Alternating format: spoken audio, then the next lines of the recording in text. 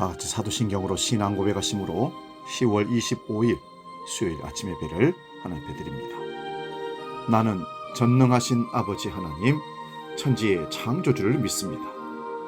나는 그의 유일하신 아들, 우리 주 예수 그리스도를 믿습니다. 그는 성령으로 잉태되어 동정녀 마리아에게서 나시고 본디오 빌라도에게 고난을 받아 십자가에 못 박혀 죽으시고 장사된 지 사흘 만에 죽은 자 가운데서 다시 살아나셨으며 하늘에 오르시어 전능하신 아버지 하나님 우편에 앉아 계시다가 거기로부터 살아있는 자와 죽은 자를 심판하러 오십니다. 나는 성령을 믿으며 거룩한 공교회와 성도의 교제와 죄를 용서받는 것과 몸의 부활과 영생을 믿습니다. 아멘.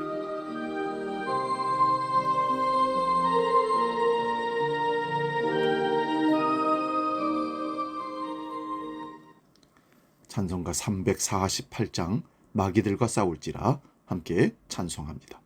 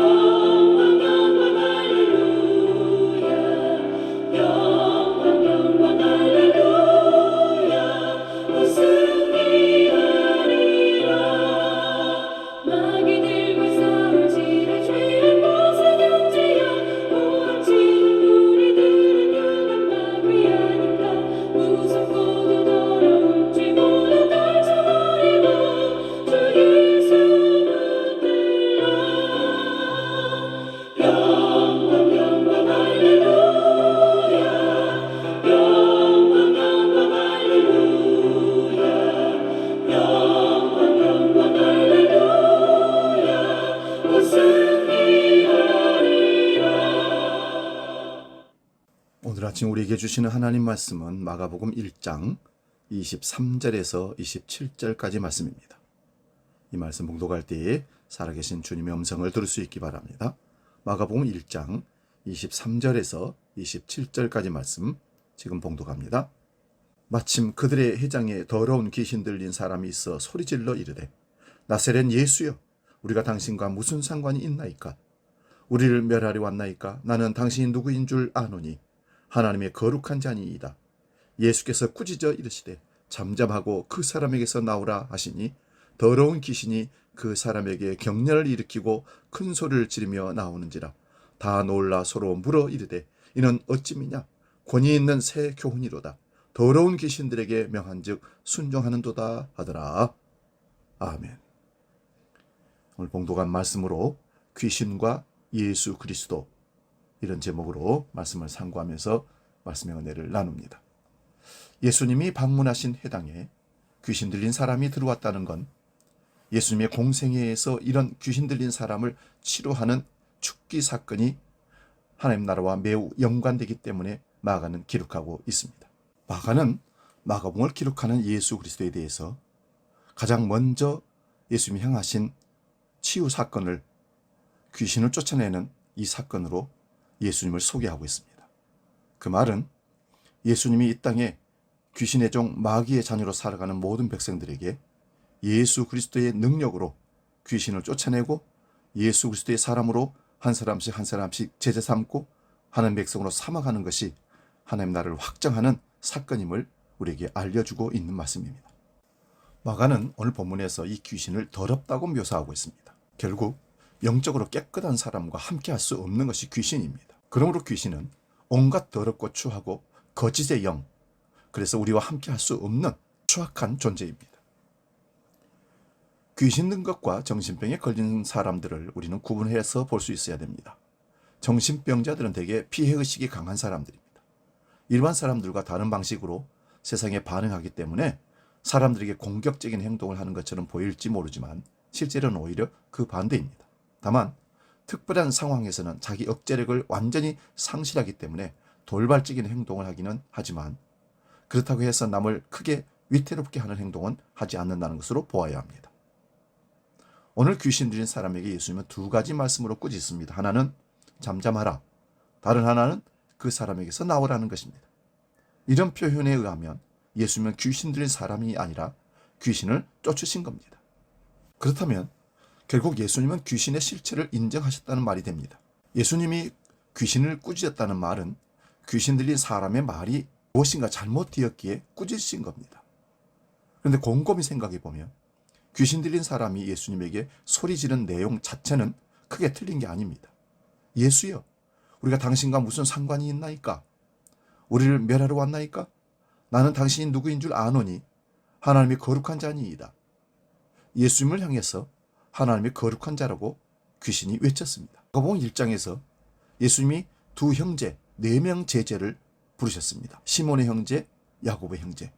근데 그들에게서도 아직 신앙 고백으로 진술되지 않는 진리가 뜻밖으로 귀신 들린 사람 입을 통해서 예수님에게 들려왔습니다. 어떻게 보면 칭찬받을 만한 일인지도 모릅니다. 그런데도 예수님은 잠잠하라 꾸짖었습니다. 왜 그럴까요? 여러 관점으로 생각해 볼 수 있겠지만 가장 핵심적인 것은 표면적으로 진술된 말보다는 그 말을 한 사람이 중요하다는 사실입니다. 하나님의 거룩한 자라는 말보다는 그 말을 한 사람이 어떤 사람인가입니다. 더러운 귀신이 한 말을 예수님이 그대로 받아들일 수가 없었던 것입니다. 하나님의 거룩한 자라고 말하는 자는 거룩한 하나님의 사람이어야 합니다. 기독교 신앙은 바로 이런 관점에서 크게 벗어나지 않습니다. 우리는 새로운 피조물이 되는 걸 우선적으로 생각한다는 말씀입니다. 우리가 그리스도 안에서 하나님에 의해 의롭다고 인정받아야만 우리에게서 나오는 말과 행위에 의미가 있습니다. 그렇다고 해서 좋은 말과 행실이 무조건 무의미하다는 말은 결코 아닙니다.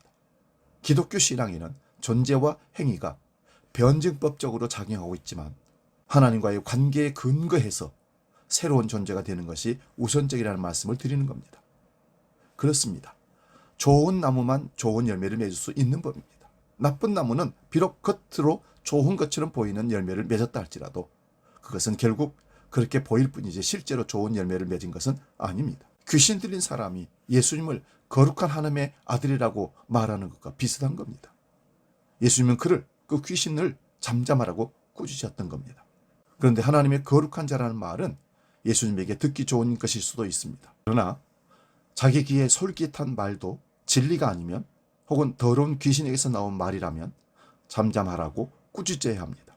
과연 우리에게 그런 영적인 분별력이 있을까요? 우리는 다른 사람에게 잠잠하라고 말하기 전에 우리 자신을 향해서 그렇게 꾸짖어야 할 때가 많습니다. 우리 자신도 모르게 엉뚱한 말을 많이 합니다. 때로는 사람들의 마음에 상처를 내는 말도 하고 아첨하는 말도 자주 합니다.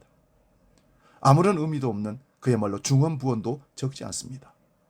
이런 것들은 모두 더러운 귀신들의 말장난입니다. 이런 말들을 제어하기가 힘들 겁니다. 왜냐하면 우리의 내면 세계는 거룩한 영보다는 더러운 귀신이 살기에 훨씬 적합한 환경이 만들어지기 때문입니다. 그래도 자기 자신을 향해서 잠잠하라고 꾸짖을 수 있다는 건 그만큼 영적으로 깨어있다는 증거가 될 것입니다. 우리는 사탄 마귀의 말을 솔깃한 말로, 나를 칭찬하는 말로, 나를 위롭게 하는 말로 듣지 마시고 더러운 귀신아 그 사람에게서 나오라 꾸짖을 수 있는 영적인 분별력과 담대한 결단이 있어지기를 주의 이름으로 축원합니다. 기도하겠습니다.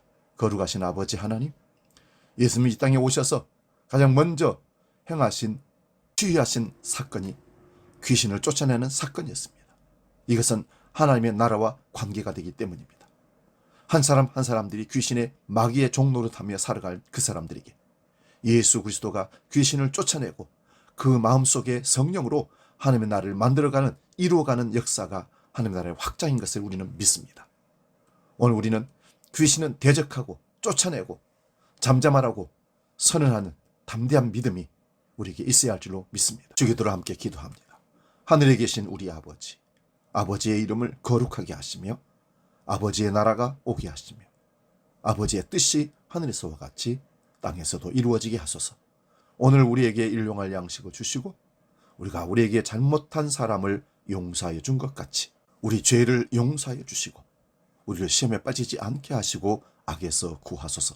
나라와 권능과 영광이 영원히 아버지의 것입니다. 아멘.